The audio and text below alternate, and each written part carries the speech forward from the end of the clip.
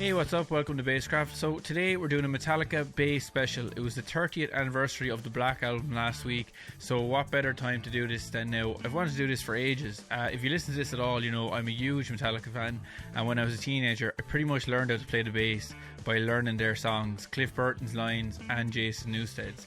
And so to do this I had to get an expert on Metallica, so none better than Andriy Vasylenko, who runs a YouTube channel. So he has a channel that has 140,000 subs. He built that channel up talking about Metallica, and now he's starting to do more bass playing on that. He's a brilliant bass player, and he has a new channel called Metallica Geek where he's moving all the Metallica stuff, and that has 40,000 subs. So this man knows his Metallica. I'd say he's the most prominent Metallica geek on the internet. He just knows so much stuff about it, and he says, as he tells himself, it's the endless source, Metallica, of information for him.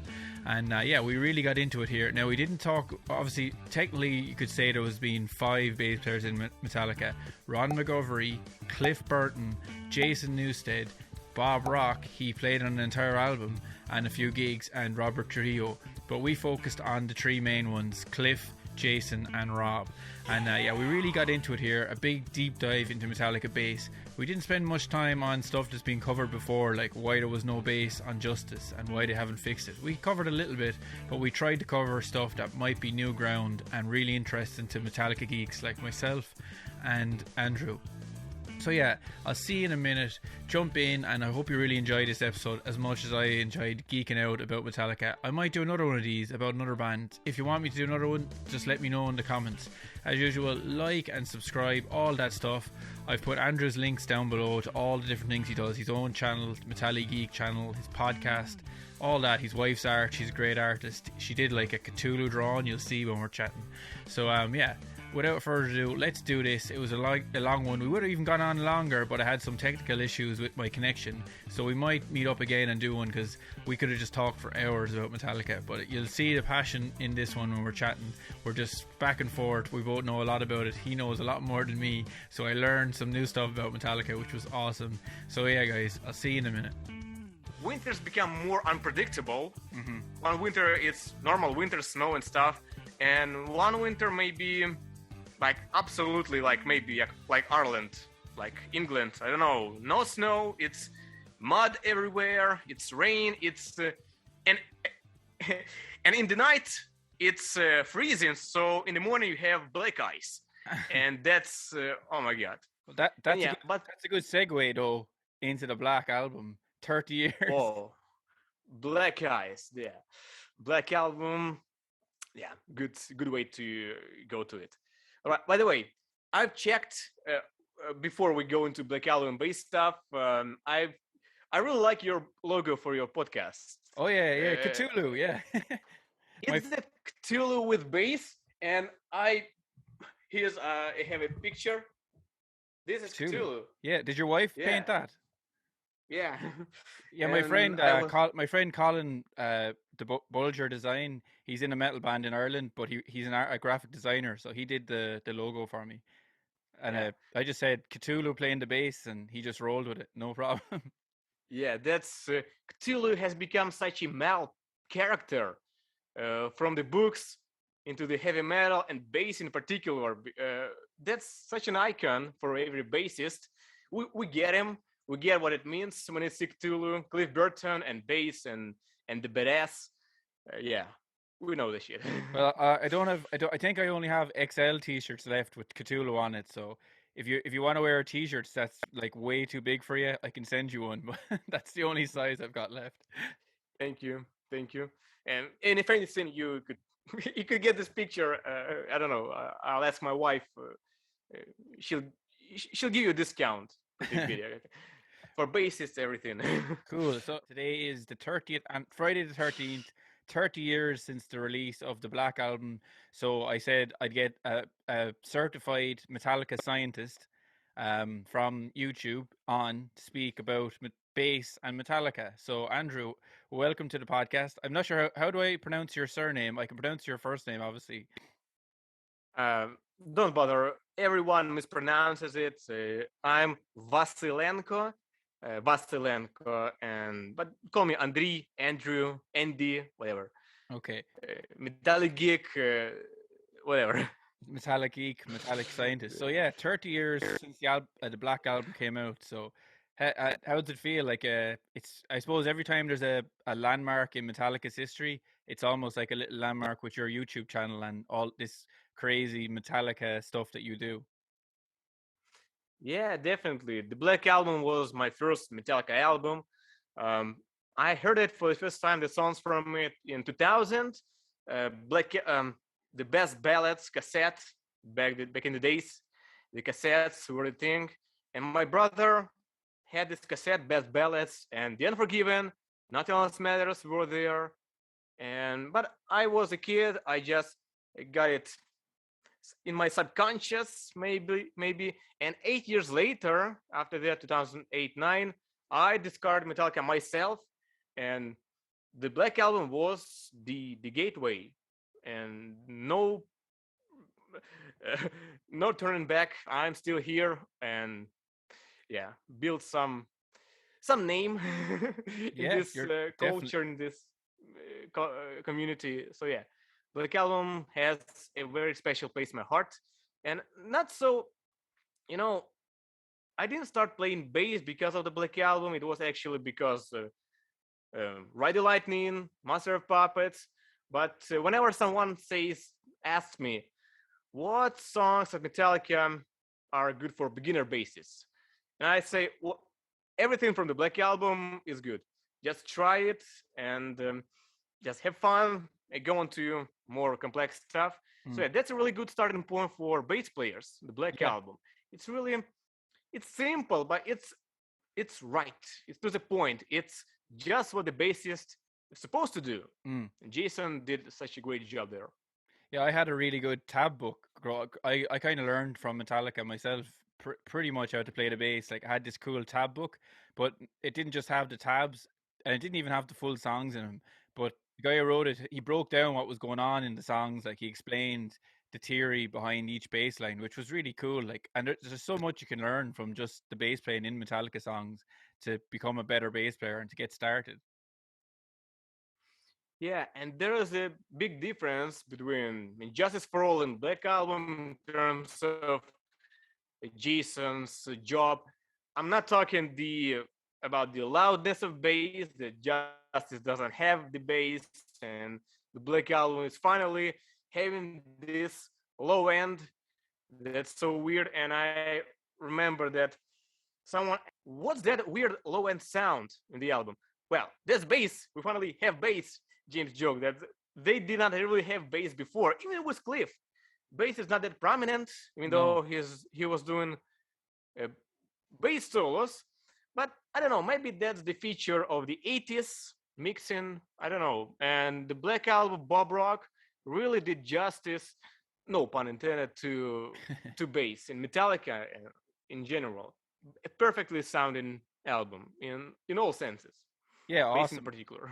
Well, I think Metallica. Well, Jason's bass sound came into its own on Load and Reload as well. Really, he has some great tones on that. Well, also he explored his own sound with a bit of fretless and stuff like that. Mhm. Load and Reload to me are actually a logical continuation of the Black Album.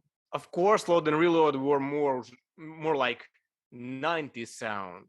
The progress has been made, and technology developed. I believe it was still recorded analog on tape. Load and Reload, I believe.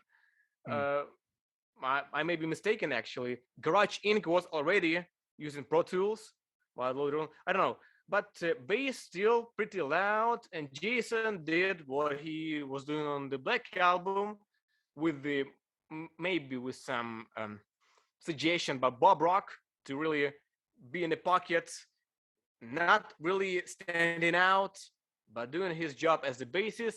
But still, Load and Load has more bass feels, I don't know, Uh, here and there, but we cannot really catch them. But yeah, Jason really knew his job, and he hmm. was not suppressed in that way. Man, he played slap in Cure. Yeah, I That know. was the Yeah, kind of freedom on Load and Reload. He was allowed to play slap. one People slap. say he was really, yeah, he was suppressed creatively. Kinda, yeah, but he played slap. Mm.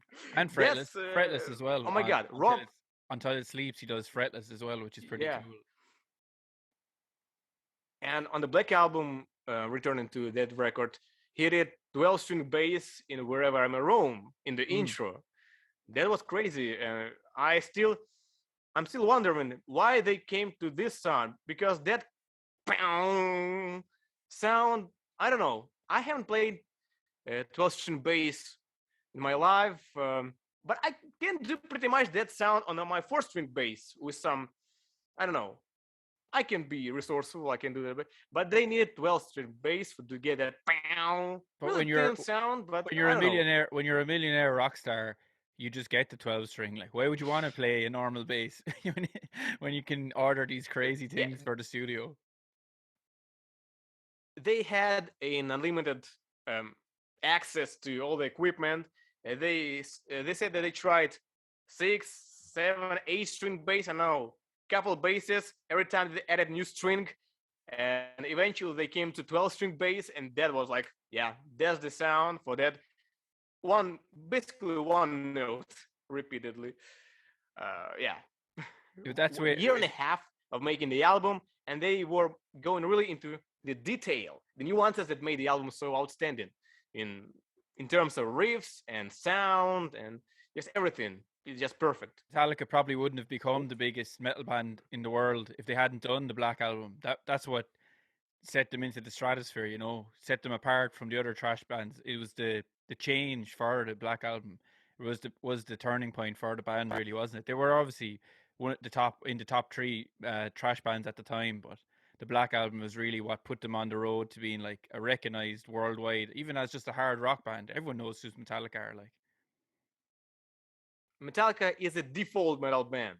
You Yeah, go on the streets, ask people, um, name a metal band, Metallica, and they say Metallica because it sounds like metal to them. Metallica equals metal because yeah, to them these are the equal words, literally almost. yeah. And they often mix up the genre. Like there is blues, there's country, there's Metallica. Like this is such a perfect name for such a band with such a career, such a destiny. Uh, Lars Ulrich knew what name he had to steal from Ron Quintana. Yeah. And the Black Album, it's the self-titled album Yeah, officially. officially, but everyone just calls it the Black Album. Yeah, everyone calls it Black Album, but in the charts, in Billboard, and everywhere, it's the Metallica album. But yeah, we don't call it so. We know. So yeah, but it's weird they didn't have the song called Metallica on that album. But that would be too much. Yeah, no, That it would would be be too much. weird. But let's Yeah, talk about and starting your channel, Andrew. So, just to introduce people who aren't sure what you do. So, you're a savage bass player too, if you don't mind being complimented. I love the bass stuff you put up, especially lately. You've been putting up more bass stuff. So, you have 100,000 followers on the channel with your own name, and now you have this new Metallica Geek channel which has 40,000 subs.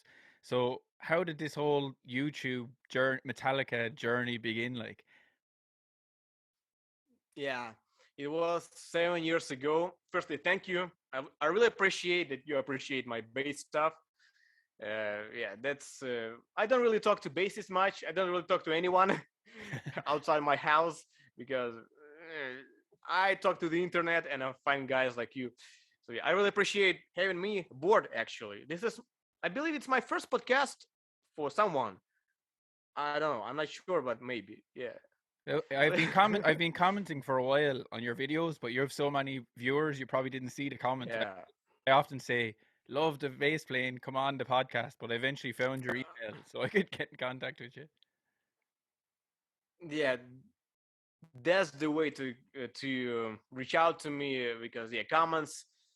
There's plenty of comments. I cannot keep up. Yeah, it started 7 years ago. 7 years, almost 8 years ago, and I started making bass videos. That was the beginning of the channel, and I started with Orion bass cover. It was like that's the most obvious start for such a channel was to make an Orion bass cover, and I did it on February 10th, 2014, which was the birthday of Cliff. and I made the channel the very day. Uploaded the cover that I recorded the entire night before and edited. It was a sleepless night, but I did it and I uploaded it. Um, I went to my local library to have a good internet. Uploaded, made the channel, called Andriy Vasylenko, and that's the starting point. And for the next year or so, I was making bass covers, but mostly of guitar solos kind of stuff. I played um, about 10 Metallica guitar solos on bass, ones that I could pull off, like Nothing Less Matters, Sanitarium, Fade to Black, and in the style of Cliff, basically. Distortion. That was the beginning, the entire year. And a couple non-Metallica covers, such as Floods, but Pantera, Outro on bass. Um, but then I started, um, I remember the points when I changed drastically the direction of the channel. I had this idea in my mind to play all the Metallica songs featuring Cliff Burton on bass. 26 plus To Live to Die, 27. And I had this idea to make this series and would call it Total Cliff. And to play all the covers, make bass tabs and explanation what's going on there. I had this idea for a long time, but I did not really, it was scary a bit. But one day I was making a video, it was in March 2015. I was making another guitar solo on bass. It was, I believe it was something from Megadeth. I tried. Maybe to Limon, maybe. But I failed. It did not sound right. And so I said, fuck this shit. That's the end of and the I project. recorded No Remorse. Okay. Yeah. And I recorded No Remorse. I don't know why it was the first song of the Talk Cliff. Then I recorded Fate, The Thing That Should Not Be, Fade to Black. And that was the start. And next year I finished. It took more over about a year to finish all the songs, plus some extras. And that was the best decision in my life, to really sit and record all these songs, 30 videos. I had this list. I printed it, all the songs, and I checked every time I did it. Sometimes I did not want to do it because there was no result. No one was watching it. But I had this, I need to finish this list, like to complete the challenge. It took more than a year. During the time I broke up with a girlfriend, I lost a job basically and all this stuff. But making this channel, going through the first phase of channel, this is the hardest phase to get it started, get momentum through no views, but just making these videos. And I had this complete task, 32 videos, and I had to make it happen. And over the year of the struggle, I actually got a couple thousand subscribers and some regular viewers who always commented, who always supported the endeavor. And at the end, I had like 4,000 subscribers. Started the series from 112 and 4,000. That was really something that resonated with people. They seemed to be waiting for this. Someone to play Metallica bass covers more or less accurately. And that was not all the Metallica stuff, but the Cliff Burton period. And that connection, that someone pays tribute to Cliff Burton, the guy who is no longer with us, but to continue his fire, that was really something people related to, and they subscribed. That was the start. And then I tried bass covers of other bands to kind of, all Metallica now. No, not so Metallica, Megadeth, Slayer, Pantera, I think Anthrax I played a couple of times. But then in early 2017, so yeah, that lasted almost 2 years playing different bass covers. In March 2017, I had guts to record me talking to the camera. Oh my God, that was the video 5 things you might have not noticed in Metallica songs. I was really sick of all these videos on the internet, like, did you know that the intro from Beltos is bass? Like, yeah, I Yeah, do know that, but everyone knows someone that. does not know it still. It's like 30 years later, someone does not know it. And I was sick of it. There is so much to talk about Metallica deeper. Really cool stuff, nuances about bass and not bass.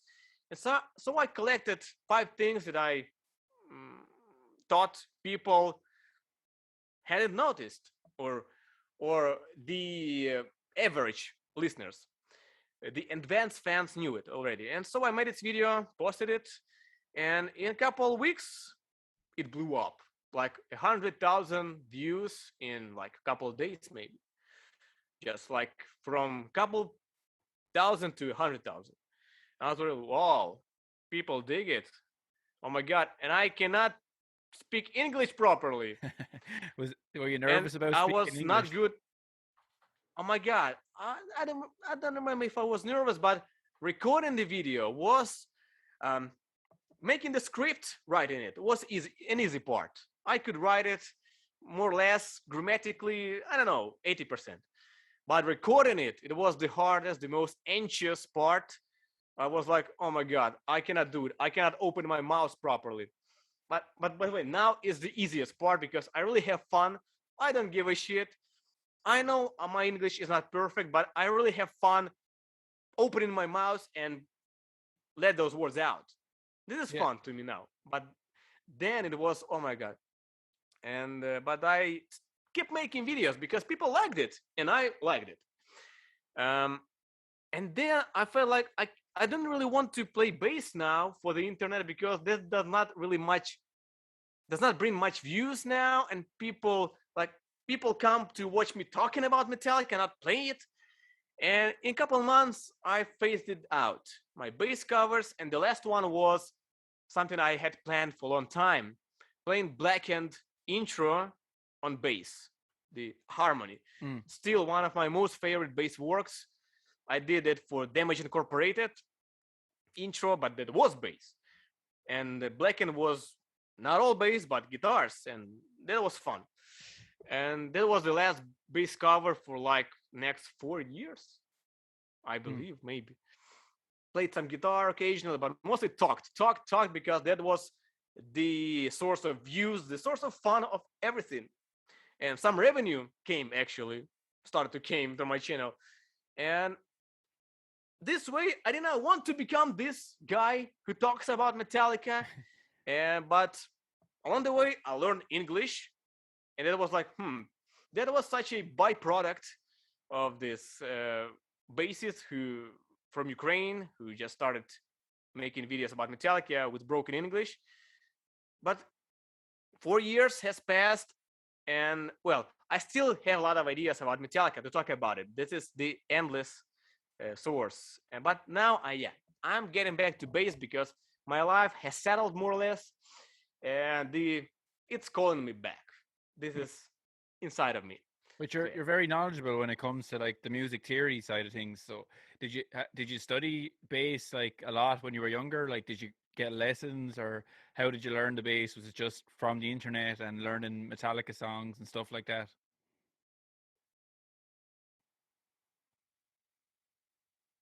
yeah, how I learned bass. It was 2010, I believe, and I was invited to play in a rock band.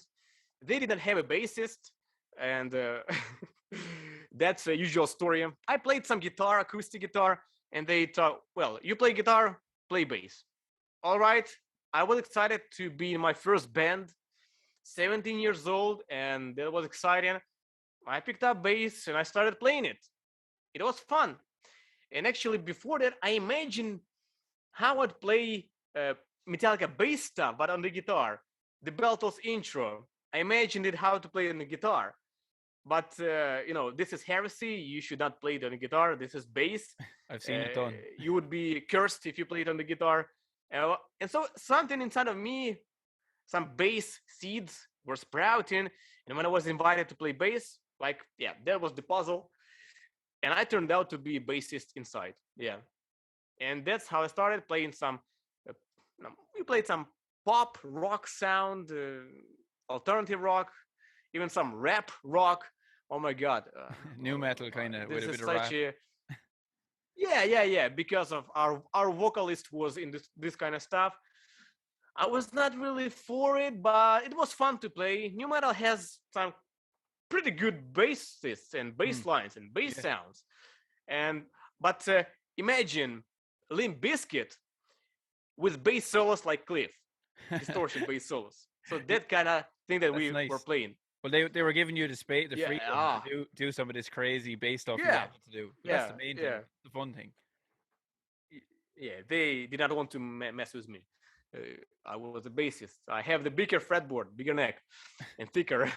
So yeah, that was started the starting point, and eventually I really started to feel myself like a bassist in a good way. Like I really started to like it, getting nuances, and so. But I stuck to fingers for some reason. I remember on one rehearsal in the first couple of months of me playing bass, I was switching back and forth from pick to finger. I don't know, did not know. I did not know what is best for that song, for that band. And I remember guitarist said, "Throw away that pick, play with fingers," like it was not necessary. The pick, and that was the last time I I played with a pick. And yeah, eventually I became the I stand for fingerstyle basically. I say people that start play bass with fingers because it really gives you the feeling. You feel the bass, the touch, the physical touch of the strings. You need your finger pads to feel the strings. Mm. And well, you are not forbidden to play with pick, but really in the beginning, at least play with fingers too, to But get familiar with the bass. but let's talk about the pick What v do you finger. think about it? Well, that's funny because I'm almost fully a finger style bass player, but I've learned how to play with the pick in the last few years. Like, and I'm okay at it. I do it live, but I was thinking about that. Often you see when a band is they lose their bass player and they're looking for a new bass player. Well, this is more like in the cover world a lot I see, but they always ask for a plectrum player a lot with rock bands. And I was listening to the isolated bass tracks for Cliff, Rob, and Jason, and some of Cliff's stuff is a little bit. Now this is sacrilege. Now I'm a huge Cliff fan. I'm wearing the T-shirt, but sometimes it can be a little bit sloppy, the finger playing stuff. But I think that more is that he was so young that if he had been playing for as long as like Rob had been playing, he would be have that precision. But it was because Cliff was so young doing these albums. But when you listen to Rob's playing, it's really precise, and but then Jason's tone though just cuts through so well with the plectrum. I think that tone almost suits that sound better nearly. Using a plectrum, like there's not Rob is playing the lines perfectly, but when you listen to Jason playing the same songs isolated with a plectrum, they almost are cutting through better. What do you think? Like having listened to a lot of Metallica. I like all of the bass, of course. Every style, every sound has the right to be. And even though I'm more of a style player, when I listen to the isolated tracks from Justice for All, it blows my mind. Yeah, it's Like this crunching tone and it's so precise. It just sounds awesome. it's like a blade. I don't know. It's ringing. It's the attack, the precision. Oh my god, I cannot play with pig like that. It's like I don't know how to handle it. Yeah. And maybe because I'm lazy to put all the hours into learning how to pick that fast and stuff. But it I like it. I really like it. And maybe that's just because I cannot play it. I'm so excited about it. But when I will do it next year. I will try to record all of that with Pick. All right. Robert Trujillo. He actually plays both pick and fingers on Death Magnetic, All Nightmare Long, and the Judas Kiss. Has some picking, and you really can tell the difference when you hear his finger pads. I think he is playing without nails. I Yeah, believe so I would say because so. that's a softer sound that I get from my bass. My bass is more ringing because of the nails. And yeah, he knows how to utilize his fingers and his pick in every song. And in Judas Kiss, actually, I remember in the making of Judas Kiss, he tried one lick in both fingers and pick and tried what fits better. And I believe they left the pick in Mm. the mix. When I hear it, it's really, really like Jason. Yeah. It's not that soft. So yeah, it really depends what the song would benefit from. But yeah, Cliff was sloppy, and uh, for several reasons, basically. He really has the rhythm. He followed the guitar, the drums. He was in the pocket. But in terms of the string noises, sometimes missed notes, yeah, we can forgive him that because firstly he was young. He was not that he was experienced, but not like 50 years old Robert Trujillo. Exactly. Yeah, That's gigging. That's thousands of gigs. Gives you that precision. Like yeah. he had By all that the time, musical talent. Like by that time, I calculated he already had a 10,000 hours on bass. I calculated it. mm. From 14 years old to the age he joined Metallica, it was 22, 21. Every day, 6, 7 hours, sometimes 4 on average. He got the 10,000 hours. He was a professional bass player. And but again, how was he recording the bass? Is a different story because everyone um, he was standing on his on his legs, like he's on the stage. I imagine him smoking the cigarette and putting it away on the amp, like, yeah, I'm ready. And he was just headbanging. He yeah. was not sitting or standing still like we see Jason and Robert. He was feeling on the stage, and Mm. he was trying to record it as as one take as possible, actually. And that's when part of the sloppiness comes from. But that was genuine sloppiness because that was the exact sound you would hear him from the stage. Mm. It's a con- oh That, yeah. that sometimes cool stuff happens though. Like even in my own band, me and the guitarist would never communicate. Like I would never say, "How exactly do you play that riff?" I will always learn it by ear or my own way, and sometimes I play it wrong, and that gives a good mistake. And sometimes that happens with Cliff's playing, doesn't it? He plays notes that don't really match up with the riffs, and you'd be thinking, "Did he do that on purpose?" Probably not, but it sounds cool still. Usually, it sounds cool. Yeah, Master of Puppets, the most prominent example. Several mistakes, songs, notes that was not supposed to work. Imagine, the C against C sharp. It's wrong. It's the worst, the most dissonant harmony in music. And he played it, and because of the bass tone, bass mixing, it was not that apparent, and because those notes are really short. All right, and yeah, you know how it works on the rehearsals. You see what the guitarist is doing, more or less. All right, I got it. Yeah, Sometimes you don't, and that's what they recorded actually in the studio, or maybe they just, I don't know. But I feel they would say, they would tell Cliff, man, that's the wrong note, but they could not hear it. Maybe it was so definitely not. loud. They were drunk. They were, everything. They just slipped through their attention, and yeah, eventually we learn it 30 years later. Maybe no one really knew about it before. Like we got the isolated tracks, Mm. and I recall a couple of years ago, maybe after I played Master of Puppets bass cover, one guy said, and I played the correct way, dun, dun, dun, dun, C sharp. I played C sharp. Cliff played C. And a guy in the comments said, well, if you listen closely to Cliff's track, he plays, for some reason, C. And I was, interesting. I checked, and it was like a revelation. How? Why? And that was, yeah, the biggest discovery for me. I don't know how many people knew it before. But I try to spread the word to let people know about the Cliff's mistake, not to defame him, but just to how it worked back then. It is fun. It Yeah, it is is not a fun. mistake. It's It fun was to a deep lucky. dive into this stuff and learn about. Well, the funny thing is, like, I know Metallica are like gods in metal and all that, but it, as the guys in the band, they probably don't think about this stuff at that deep a level. Like, they're just in the band and they did the Master Puppets album and then they moved on.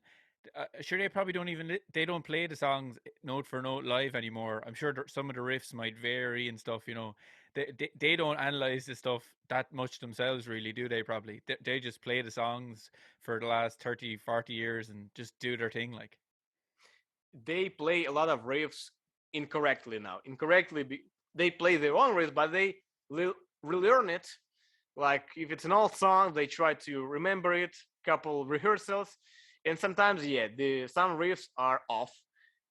Say in Disposable Heroes, that middle section, dun ta ta ta ta ta ta ta, they played off a whole step, I believe. They started on 7, but they have to start it on 5. Dun ta ta ta ta ta. Some I don't know, B instead of A, something like that. But that sounds all right because that's more or less the same leg descending. hmm. Uh, but it's wrong. But hey, but they do have the right to do it. And here and there, we hear James and everyone just doing a bit differently. Um, and Robert plays Jason's part differently, and Jason played Cliff's part differently for several reasons. Firstly, they had different techniques, pick fingers, and again pick fingers in case of Jason, and they had to show how they would play it, to not just copy Cliff or Jason, but to show, I don't know, to be a little more, throw their own touch to it. And maybe they just even learned it that way. Yeah, The exactly. They Orion mightn't be interlude. like the guys on Yeah. YouTube are. A lot of the people on YouTube are experts at covering songs and learning songs with ear. But just because you're in Metallica doesn't mean that you're an expert at learning other people's songs. You're an expert at being in Metallica. So that doesn't Yeah. mean they're going to learn the bass lines perfect by ear. They just learn them their own way and just play them and they'll sound good. Now we're blessed with the YouTube and the internet. We can see any performance, any kind of angle, any kind of isolated track to hear what's happening there, how to play it. But back then, when Jason was learning Metallica songs for auditioning, man, it was just the cassette and the radio, and yeah, no videos at all, only the shows, and then it Yeah. was all by ear, and sometimes, of course, you don't hear the right notes and stuff, but that was the romance of that time. You had to learn, uh, rewind it, maybe slow it down, and get every note as you hear it. Now you have the endless opportunities, the endless um, technical ability to do whatever you want with the songs, to get really precise 99%, even 100%. It's still mistakes happen. I've been trying to make the most correct Metallica tabs for Orion for 7 years, and I have like 5 different versions of it. Every time I listen to Orion, I hear another note that I did not before. It was like, oh my god, Cliff, how how you wrote it? It's still every time a new discovery. Or you have like a eureka moment. If you learn something, you're like, I think I have it perfect. And then you see someone else playing it. And as soon as you hear it right, it's so obvious what you were doing was completely wrong. You're like, that note wasn't even close to what I should have been playing. But it's only when you hear someone doing it right you realize how wrong you had it. Now you have the bias. Maybe someone showed you the wrong way, or you heard the wrong way and you learned it, and it was like the muscle memory, and you are deaf to the song now. And sometimes, which is really unfortunate, the official tab books do a really bad service because Yeah. they are terrible. They usually are terrible. How? How they got it so wrong? I don't know. Metallica in I actually particular. found out. I did a little deep dive because this is kind of a thing on YouTube at the moment. people get their official tab book and they play what's in it, and it's all fucked up. So I think what happened was, back when tab books started, the guys transcribing the music, sometimes there'd be a piano player, or there'd be a guitar player who didn't do tab, but a lot of time it would actually be like just a phenomenal musician, probably a piano player, and he'd do all the notes and he'd write it in the music staff, but he didn't play guitar, so they'd put it in the guitar tab, the right notes, but in a really weird way that no one would ever play it. I think that's what happened, because they were like, we need you to make this guitar book. You've already made loads of other music books for, films and plays and stuff. Can you just do this Metallica album as well? So this genius musician did it. Grand, yeah, that's just music. Transcribed it all, put it in the music notes, which no one would read because it's guitar players, they don't read music. So, but then they put in the tabs, but they weren't guitar players, and the notes were right, but they were all these crazy shapes. I think maybe that's not what happened, but that's what I think might have happened at the start of these official tab books.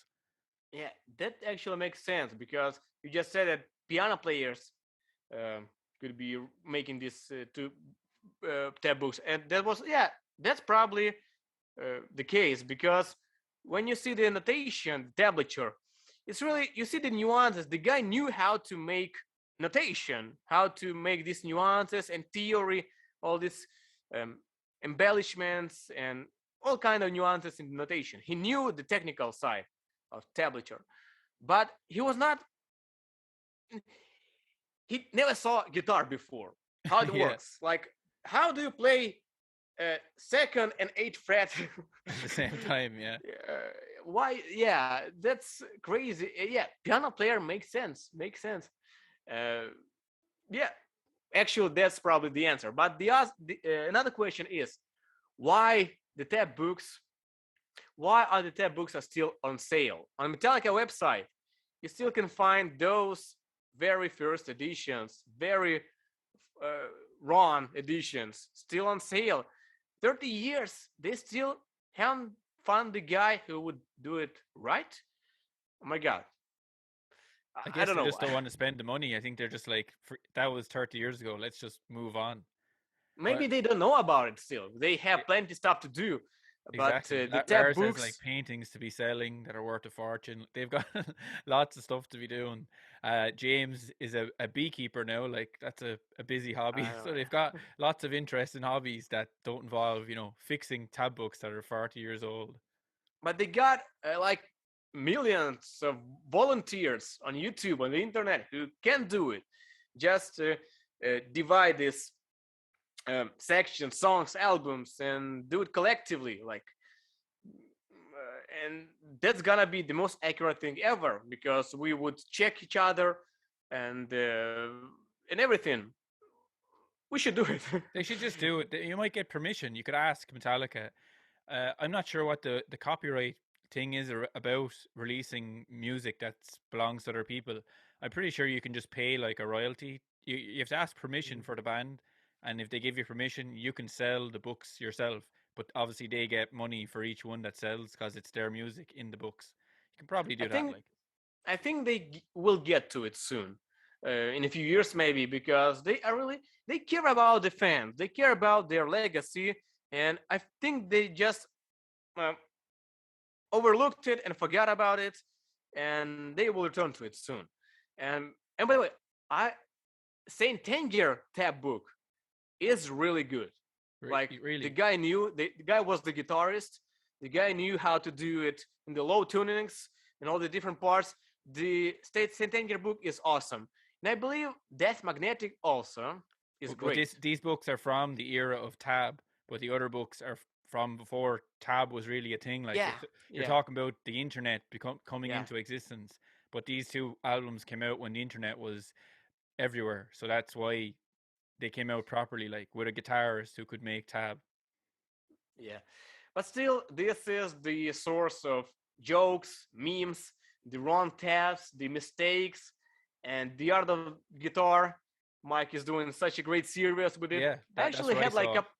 a couple of years ago, I thought, but unfortunately, I'm not a guitarist. I cannot play these riffs.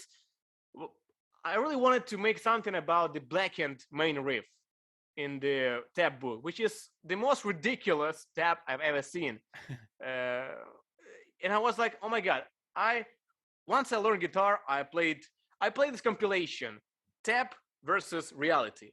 But fortunately, there's a guy like Mike from the RV Guitar who did this series amazingly. Yeah, that's really fun. That's really fun. He broke down his way, uh, and hopefully this helps uh, thousands of guys and girls out there to learn the riffs properly, because this is, I don't know, this is brutal. When you learn, when you're 17 years old, you learn the riff incorrectly, and you keep playing it for 30 years. After that, Yeah. you don't realize it's wrong, and it's like it's finding out that you are, I don't know, adopted. I don't know, something like that. Eventually, Andrew, speaking of playing riffs wrong, what the hell was going on in the Some Kind of Monster DVD when the bass players were coming in to audition for Metallica and they couldn't play like For Whom the Bell Tolls, or they couldn't play like the simplest songs, like all these like killer bass players coming in. What were they using the tab books? Is that what happened? What was going on like? uh, speaking of the Some Kind of Monster case, um, I will return in a minute. Speaking of the Beltles intro, Les Claypool, when he was auditioning for Metallica, he was playing. I read it in his autobiography, Les Claypool. He was. They started fooling the Beltles, ta da ta da ta, and he was standing there like, all right, and everyone was looking, man, why aren't you playing the intro? Wait, that's bass? Les Claypool did not know that's bass back then. And back to 2003, I believe they just made it look like everyone was full. They picked the right angles, the right moments, and maybe yeah, in the book about Some Kind of Monster, Set Anger, the making of it, uh, the authors make it clear that the Beltos compilation of the intros of all the basses came in post production. They just went through all the footage and thought how to make it neat.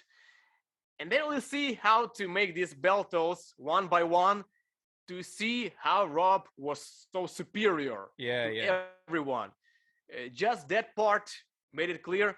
And yeah, we would say that that's the right angles to show the bassists in not so good light.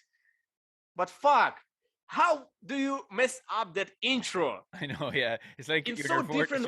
you're 14 years old and someone goes da da da da da, and they show you the little run. You're like, I got it. That's it. Like 10 different ways. They played it like every guy played it differently, and then does not sound good. Rob did it also differently. He did it a bit differently than Cliff and Jason, but that sounded just like it I supposed to be. I think the story could be that also that a lot of the guys they got were from famous bands, and when you're in a famous band, you're good at being you. You're like, if you're Tim Comerford, you're the best Tim Comerford in the world at being in Rage Against the Machine. If you're Dave Effelson, you're the best Dave Effelson at being in Megadeth. Doesn't necessarily mean you're the best guy at playing covers or at playing other people's bass lines. You're just the best at being you. But of all the people at the audition, Rob Trujillo had already done the cover band thing. He had been in Ozzy's band. He had been in Suicidal Tendencies. So he had done the playing other people's bass lines. So maybe he had a bit of an advantage there too, that he was used to learning other people's bass lines and being a bit more of a chameleon than those other guys who were just really good at being themselves on the bass. And plus, if you look at the names of who auditioned, there was literally like a few metal guys who knew how to play metal.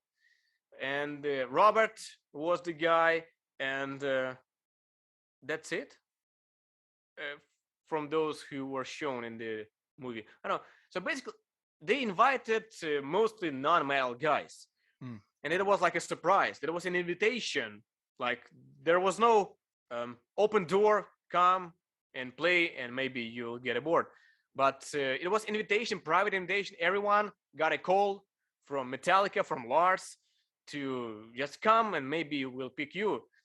They didn't have much time to get prepared, and Scott Reeder, the guy who looked most like Cliff on the audition, uh, he told that they really gave him a call when he was on his ranch. He was, yeah, of course that's Metallica. Yeah, yeah. Turned out that's Metallica, and they had like this idea inviting him.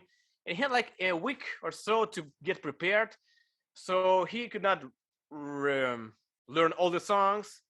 So he had this list of songs that he knew, and he rehearsed them. And yeah, that was the thing. Nobody really was prepared for it. And Beltos was the song that I had to play. And maybe after years of not hearing it, being grown men, they did not really took it another chance to learn properly. They had to yeah, I vaguely remember Beltos. This is something like this.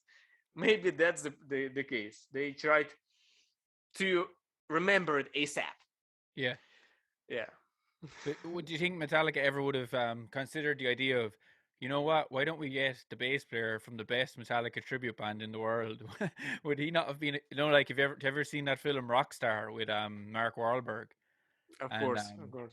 he sings in the crowd and he nails all the notes, and then the lead singer from the band is a pain in the hole, so the management get rid of him and get the greatest tribute to him. Do you think they ever would have thought of doing that, getting in a bass player who obviously could play every Metallica bass line perfectly, or do you think they wanted someone who was already established in the rock world?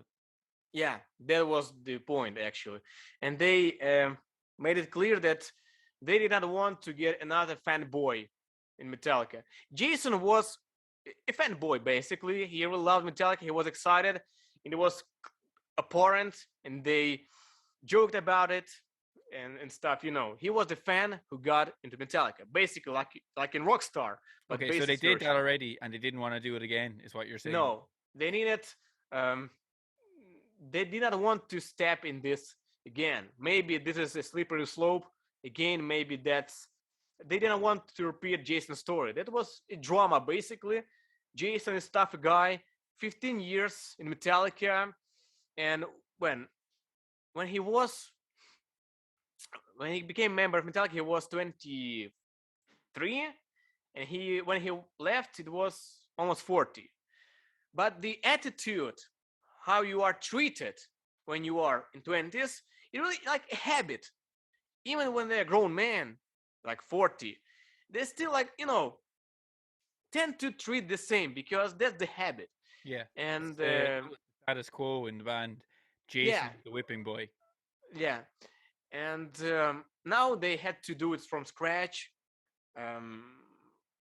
Like a guy who would know his job, who would be established, who would know how to play on stage, who would be a seasoned guy and a good guy with a good compatibility with all the character in the band, who would be the fourth member, but not completely like Jason or Cliff, of course, but another character who would get along also. So that was the point, and Rob was the best choice.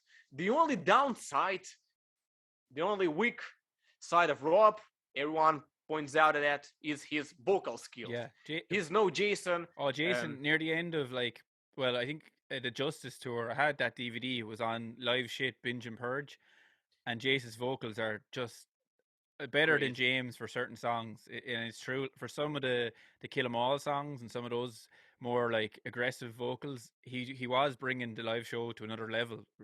It was pretty awesome. Like, you cannot wish for a 100% perfect guy, and Rob was the closest to being perfect, and you're gonna grab him.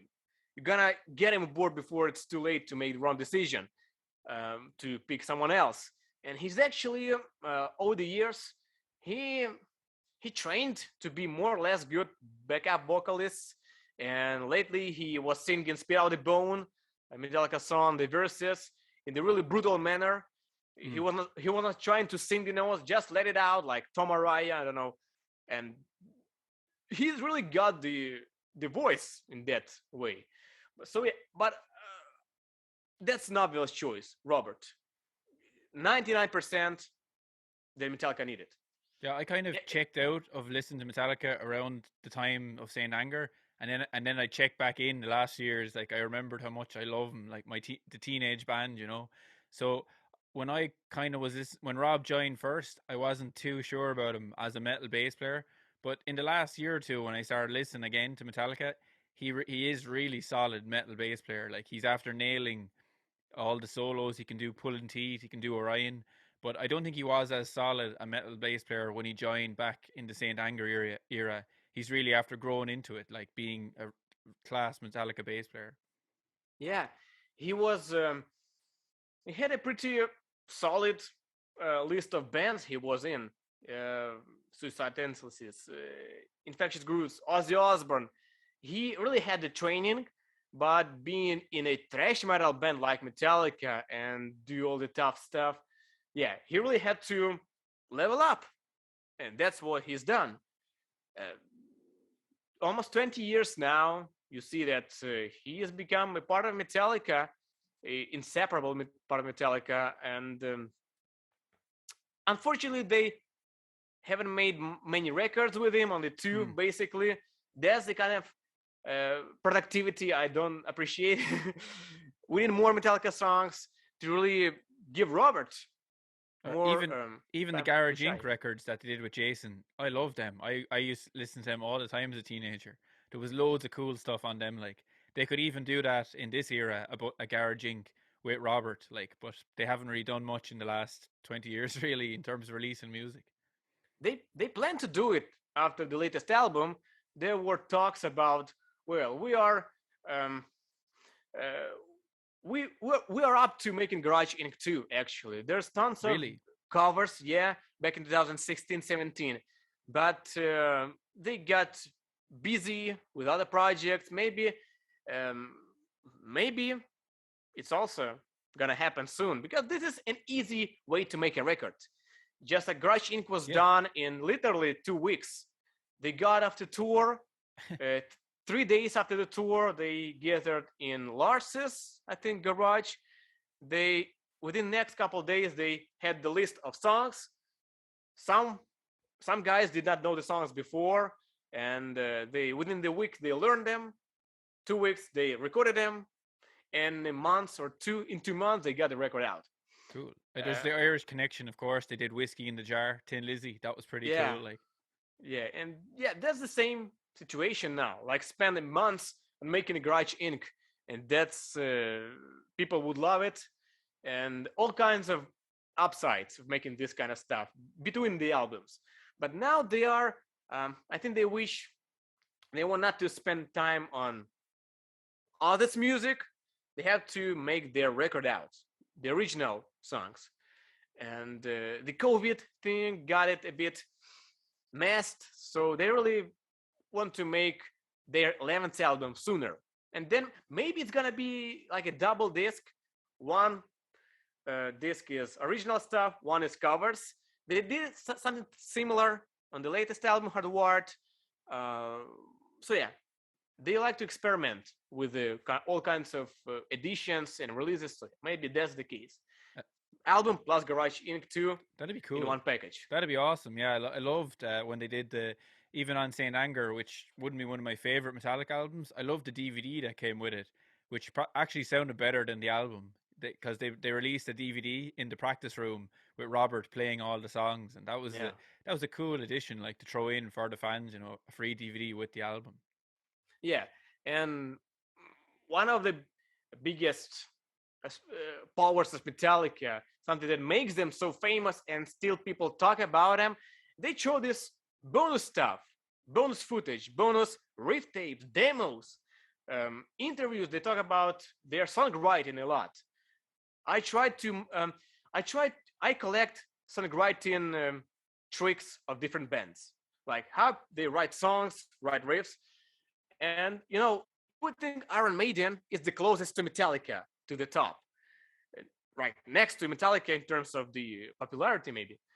But when you see um, the body of work outside the songs, interviews, demos, and all kinds of memes and stuff, Metallica is so far ahead of Iron Maiden and everyone else. I tried to find info how Iron Maiden wrote songs certain. Like, no. And the closest I got was the classic albums, um, TV show. movie, Yeah. documentary, where they did the isolated tracks, the like the harmonics in the beginning of the Halloween by the name. That was the kind of stuff I seek. And when they talk about how they wrote it, they don't really talk about it much. They just go from one record to another record, and that's it. In between this void. Same with Megadeth and everyone else. Metallica always throws something out so that people would enjoy it. And these reissues really do a great service to reviving Metallica, basically, now. This unreleased stuff, riff tapes, especially the very first recordings of the riffs when James or Kirk just in the moment, I came up with a riff, click on the recorder. Yeah, that's cool. it. And they gave it to the fans. Yeah, and that's the gold we the fans want more of, and Metallica provides it big time. I think the inception of that might have been like when they made Some Kind of Monster, and it is uncomfortable to watch for me, and I don't even know those guys. So I imagine how uncomfortable it was for the four guys in the band to watch. So there must have been a conversation had in the room where Lars and James and Kirk might have said, "Will we not release this? This is uncomfortable to watch." But they were smart enough to release it, and that kind of started a resurgence for Metallica because people loved that documentary. I love it. I think it's my number one music documentary ever because it's so real, and them bringing that out kind of gave them a boost in popularity because people were like, "Wow, this is amazing." I think I'm going to start listening to Metallica again now that I saw them be so raw in this documentary. And after that success, maybe they decided people like seeing inside the shed or the garage, and they kept doing that after. Do you think that might have been what happened? Maybe. And during the making of Saint Anger, they did this um, series. They every week or other week they posted on their website a short video, a jump in the studio, like a fly on the wall footage, what they're up to, what they were doing, and fans like waited for these videos like Christmas every other week, I think, for an entire year, and there was no point for them business-wise to make it. Like people would buy their record anyway, but they spent time, not much time, but the focus making these short, funny and not so funny videos for the fans. And yeah, there was maybe the point they realized, and the Napster thing also. They realized you cannot fight technology, but make it your friend and utilize it. And so ever since we see how they treat the fans, the online community, they post a lot of stuff for free. Last year, when the COVID thing happened, every Monday they posted for free an entire DVD or concert in HD quality so that people would spend their Monday in a better mood. Metallica Mondays, yeah, that was a cool time. They're not greedy. They make money by people talk about them. Yeah. The buzz makes money, and they are not greedy. They give back a lot, more than other bands combined. Yeah, that's cool. It's a good strategy, and maybe it's not even a strategy. Maybe it's altruistic. They're like, you know what, we're after doing really well. Let's give the fans something, give back to the fans. Like, but I saw you were talking about because on the first three Metallica albums, the first four, sorry, there's an instrumental song, and my favorite Metallica bass line is actually "My Friend in Misery." So I saw you were talking about maybe making your own version of "My Friend in Misery" the way it should have been as a full instrumental. Is that a project that we might get to hear in the next few months? It's actually done, but we, a couple guys have done it for the Black Album anniversary. You can check it out on YouTube. But I did not listen to their versions to keep my.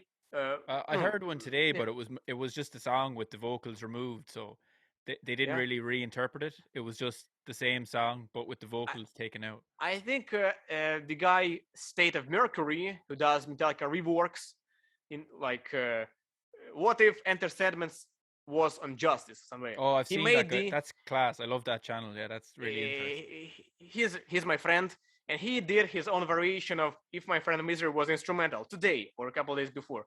But I haven't checked it out because I'm working on my own variation. You don't want to pollute your ears with yeah, their versions. correct.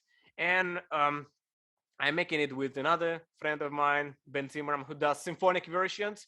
We've been doing it for the last couple of months since our Suicide and Redemption cover, and we wanted to release it on the anniversary, August 12th.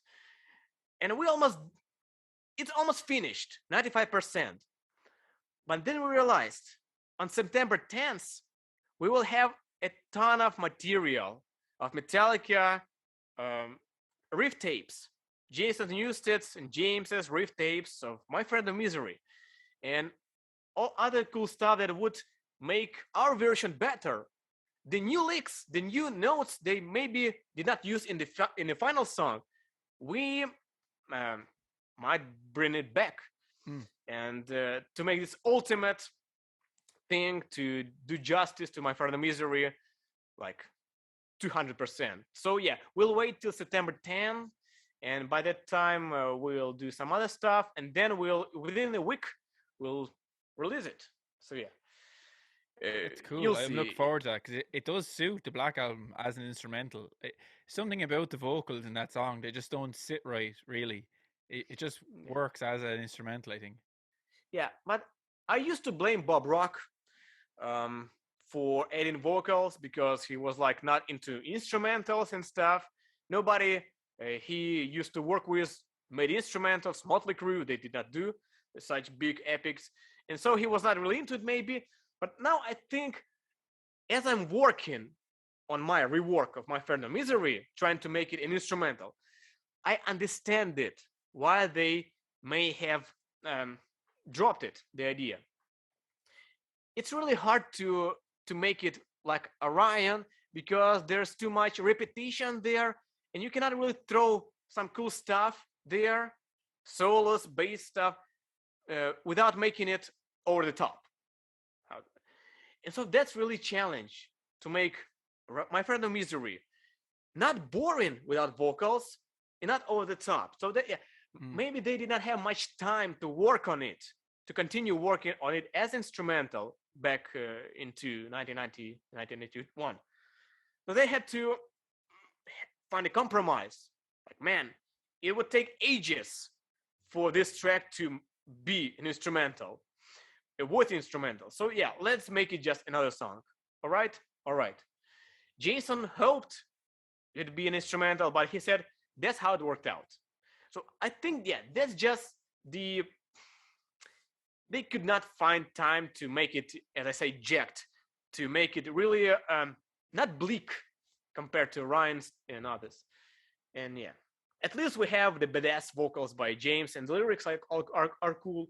But the chorus, yeah, I don't really like it. It's like it doesn't fit the song, and I'd say if it sounds like it's impossible to sing and play on guitar at the same time, then they don't fit together. Because most songs, sometimes they're complicated to play, but you can still sing them. But if they're completely apart, maybe they weren't supposed to go together. If they had an extra month and the dedication to make it an instrumental, they would have done it, I'm sure. But they did not have it. They were already so stressed. Bob Rock was always pressuring them, like, do 50 takes of the song to make it right.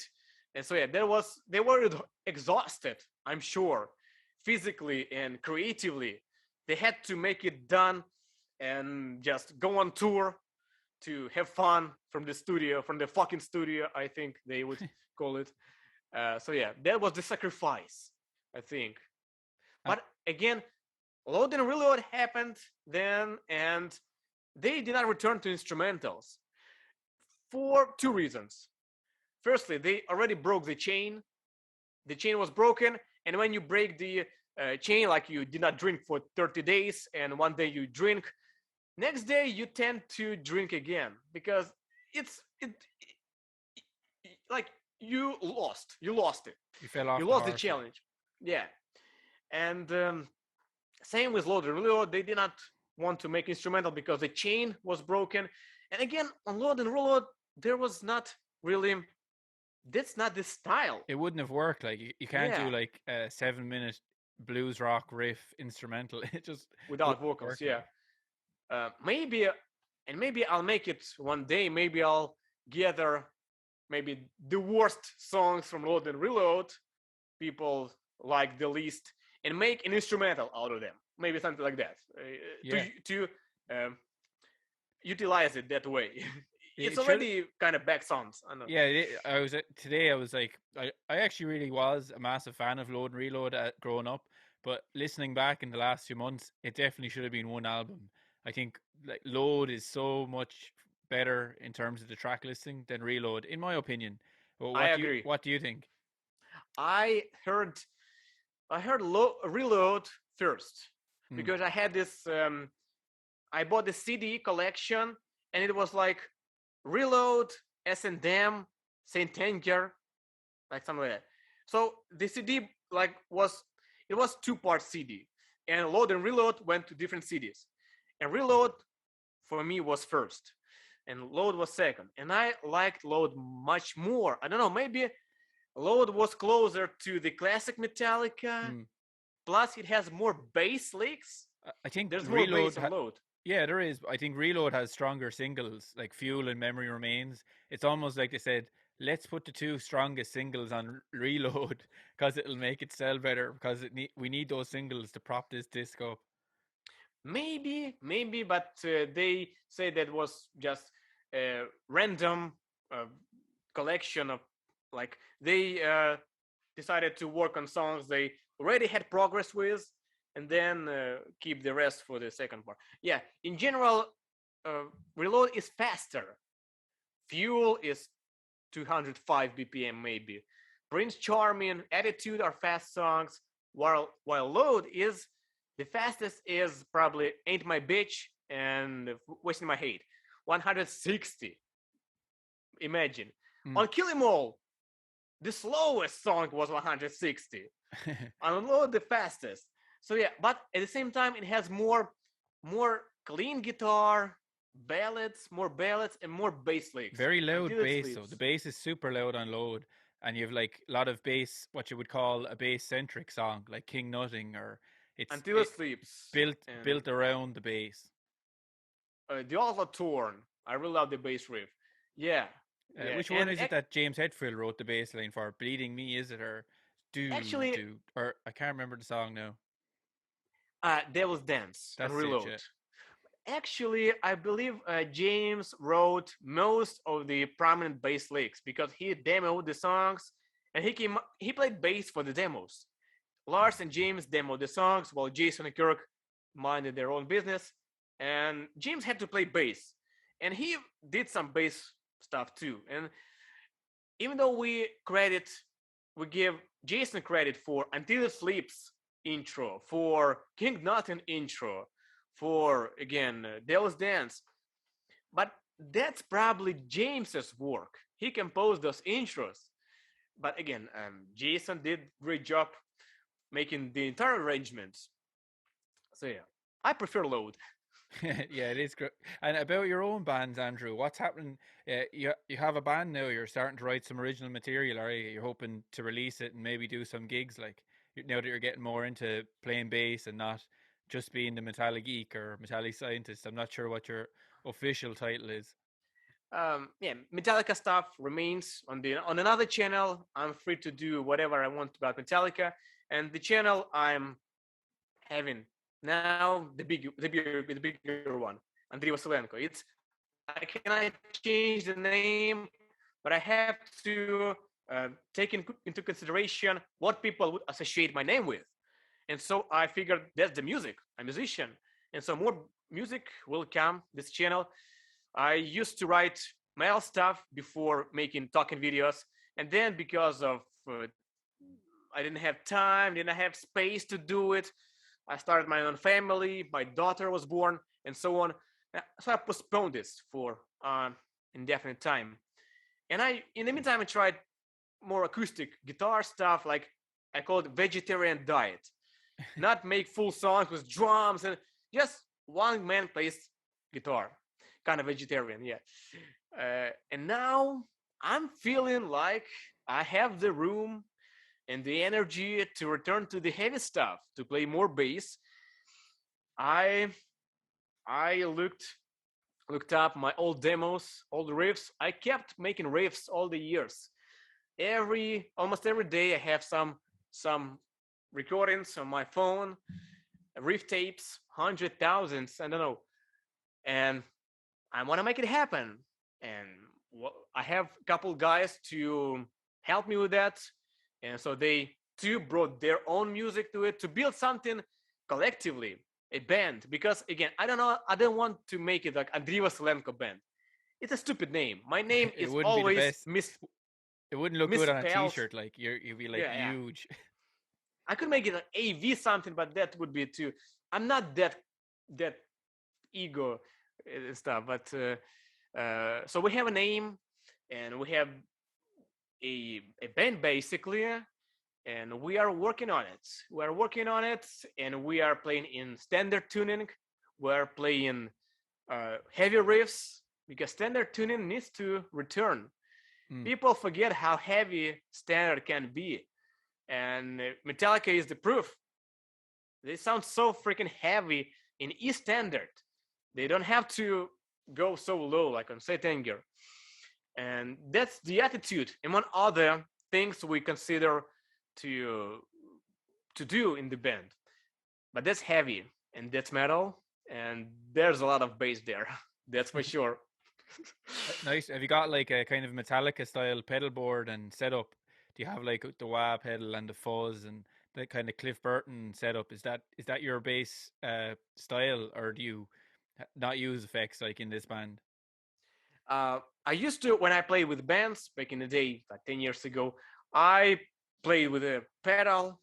I think I used Boss ODB 3 overdrive, and before that, Tube Screamer, I think, and for the bass distortion to play bass solos, and whatever amp I had at the rehearsal bass. But I never owned an amp in my life, actually. If I had to play something, I either played unplugged or connected to my computer via sound card and hang whatever plugins I had. That's the magic VST plugins and Yeah. stuff. And now I'm actually considering buying a good Marshall. And I had a good pedal. A friend of mine, a fan, um, gave me that present. A really good distortion pedal. So yeah. But for this band, I I want to keep it dry. Clean, heavy, clunky, a bit noisy, but clean bass, the bare, the naked sound. Mm. Of course, compressed, amplified, but really without gimmicks. And So you if you don't want to be like a Metallica clone in your band. You're just being you. So you're not I have a lot of influences, you have a I'm lot of other influenced influences. by Pantera, by Megadeth, by a lot of bands. It's a really um, mix, really dangerous mix. But yeah, Metallica is the the basis of my bassing and composing. I'm more of a composer than bassist, but so yeah, I write riffs on guitar too. But the bass has this some the badassness, the something the guitar cannot do, something that no other instrument can do, and and you can play with fingers and it sounds great. Yeah, I I recorded the bass short. I recorded bass today, and my finger pads are ah, I love it. That's I it, love man. it. I like this passion for the bass. That's what we need on this podcast. People talking about bass in this way. Bass is an amazing instrument. So you cannot play slap on guitar like on bass. You No. cannot do those meaty harmonics on a guitar like you do on bass. You cannot do the fat chords, just boom. Guitar chords cannot stand um, compared to bass chords and so on. This is such a palette of tone, of dynamics, of ways of playing, of ways of composing on bass. Yeah, we're still And exploring. It's still like being discovered, like new ways of playing the bass. Like it's every week you see a new bass player online who's playing the bass in a different way or doing a different thing with it. It's amazing. Like it's the sky's the limit in what you can do with a bass guitar. yeah, you basically cannot do everything you do on the guitar on bass, but you cannot do on guitar all you can do on bass. So yeah, that's the very almost the ultimate instrument, and you have just four strings. In most Yeah, cases, four I, strings I'm is not a enough I'm to not a do fan of the really five badass string. music. I'm not a fan of the 5 string myself. It just feels weird to me. I'll stick to 4 string. I think all the time. Okay, so I'm just gonna go do some questions from our my listeners. So Pascal asks, "What do you think is the best Metallica tone on any of the albums?" For me, it's Ride the Lightning, Cliff Burton's Tube Screamer, Overdrive. That's badass. That was my biggest inspiration back in the day. But I also love Jason Newsted's Justice tone, really clear, like glass, and really powerful. And Rob's tone on some of the songs from That's Magnetic. Yeah, but I prefer Red Lightning because that's classic. That's my what I began with. Cool. And who else we got? Oh, a lot of people asked this exact same question. Why didn't Metallica fix the bass on Justice for All for the 30th anniversary of that album? Why didn't they just, when it was the anniversary of Justice, come out with the fixed version of it? They answered it in some way because they wanted to make it like that was the history. They didn't wanna. That was the part of their sound on Justice, and remixing it with bass would in some way ruin it, and they would like to just move on. So that's just what they remastered it, not remixed it. But yeah, that's part of Justice actually. Matt K. Bass says, "What was the first Metallica song you learned on the bass?" Beltos, Pondo Beltos. Yeah, I remember my fingers hurt from that low because the low frets on the bass are really tense, and Mm. you really have to make it tough with time. So really had me, yeah, beltles. Okay, cool. And so I watchy from afar, interesting username, says, "Is Rob subdued as a player in Metallica?" No, I don't think so. But they have their own hierarchy within the band. They're a family, but they know each other's strong sides and they try to utilize that best. And yeah, Rob has a lot of songwriting credits on Death Magnetic and a lot of bass stuff going on there too. Hardwired is a bit different story, but yeah, he was not surprised, but we don't really know what's happening in Metallica's kitchen actually, what their limits, boundaries between them. So yeah, maybe, but he's comfortable there, and we are all right too. I think so. Yeah, Okay, he's so all this right. this question might be one that we can't answer today because it could take too long. So this Watchy also asks, what would Cliff be doing if he was still alive, and what would Metallica sound like? That's like that could take another 2 hours to discuss almost, couldn't it? He would be more matured, and he would definitely want to broaden his horizons of music and try maybe different stuff for Metallica because he brought melody and classical notes to Metallica. I would not be surprised if he brought even blues to Metallica and make Load before 1996. That's what James also said. Definitely, it would be more maybe progressive stuff. I don't know because he would not be up to playing boring music. That's definitely Okay. the case. And watch, we kind of covered this already. He said, "Why does it seem that Jason has more of a stamp on Metallica history?" And we kind of covered that. It's that Rob has only been on 2 studio albums, so that's why it seems that Jason has more of a stamp on the history of Metallica, even though he wasn't in the band as long as Rob is. I suppose that's it, isn't it? Well, Jason basically has 3.5 albums. That's not so far from Rob. And Clive has 3 albums too, but that's more compressed time. Uh, Maybe that was the prime of Metallica, the 90s, and that was the boom of music. They were at their peak. They were going, just doing their thing. Uh, yeah, he was in Metallica's prime, and that's why he seems very important. He was very important. But in people's mind, also nostalgia plays some role. He was in the right time, the right place for Metallica, and he was Metallica for a decade and a half. So yeah, he was part of Metallica, and if a machine lacks one wheel, it's not working. So, True. Okay, so Andy McDonald asks, what inspired Cliff's melodic lead bass style, do you think? what inspired him? What inspired Cliff to develop that? Him or me? Not you, Cliff Burton himself. Yeah, yeah. I think he was really into classical bands, not really metal bands, Thin Lizzy, and he listened to a lot of melodic music, rock and roll, rock, and classical music, maybe firstly, and that's what the source of his melodism, I think. Yeah, that's good. And so he says, last but not least, do you think what do you think the band, or do you think the band would have worked with Les Claypool as the bass player? No, it's not working. I made a video like a year ago. If they were crazy enough to get him aboard, it would not last longer than one album.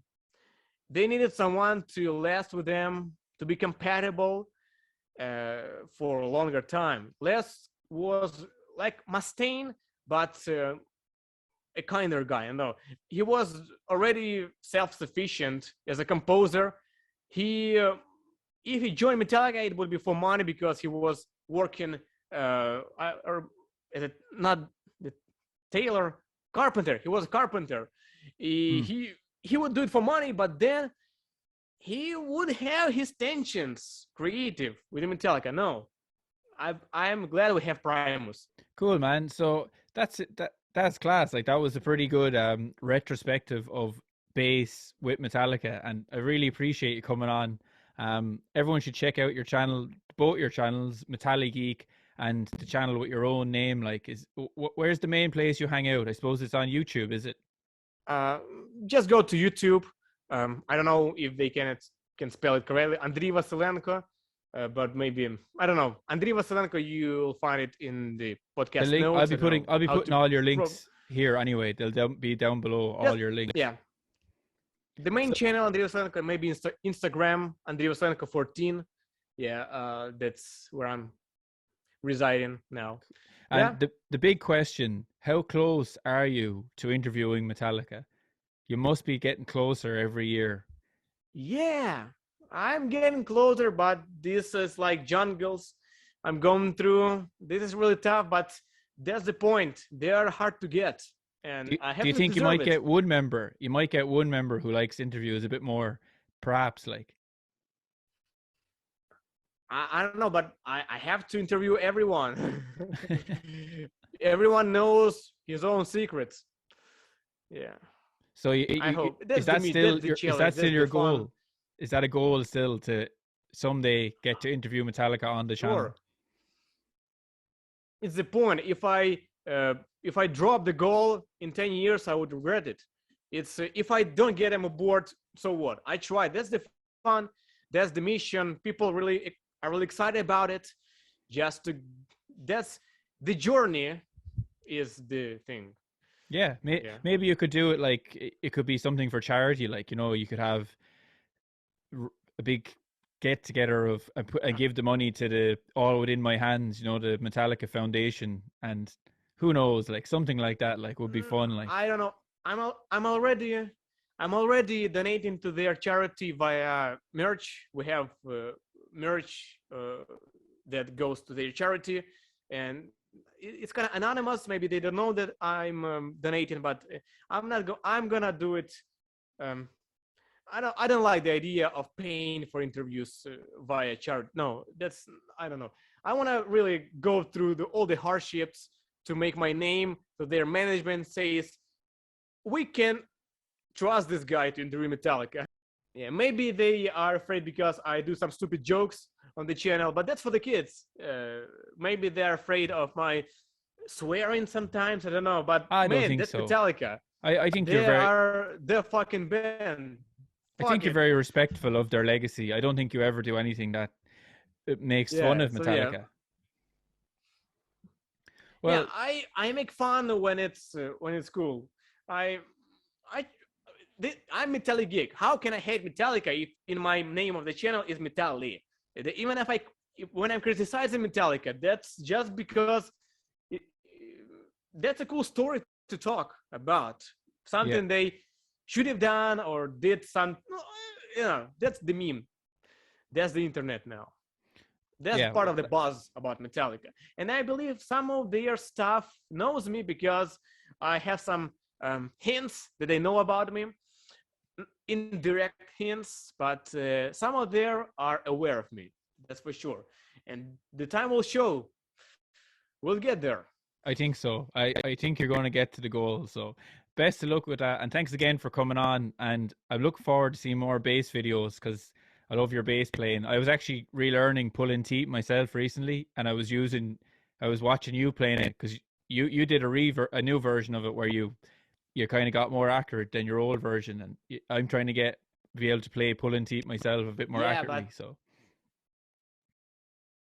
yeah, more or less, it's impossible to play it accurately because Cliff improvised half of it, and the distortion hides a lot of notes he played. So yeah, that's the point. Half is pretty much you can get it, and the drum part, just go and play, just hang out. Yeah, just let it out.